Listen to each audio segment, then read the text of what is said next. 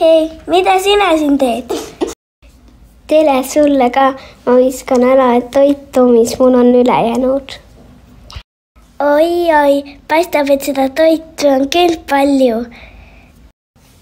Ega see tõesti pole ja meil jääb kodus palju toitu üle. Me ei oska sellega midagi teha. Mul on sulle mõned nipid, kuidas toitu mitte raisata. Vaatame koos. Kõigepealt uuri välja, mis toitu te kodus ära viskate ja mida üle jääb. Tee nimekiri ja pane kirja kõik asjad, mis te kodus ära viskate.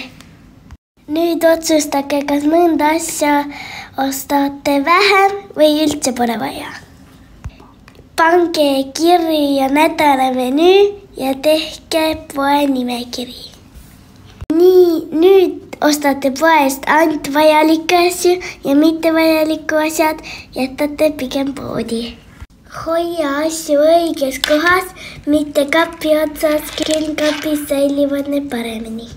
Tort maitseb ka hästi järgmisel päeval. Kui sul jääb midagi üle, siis mõtle, kas sa saad sellest midagi süüa teha.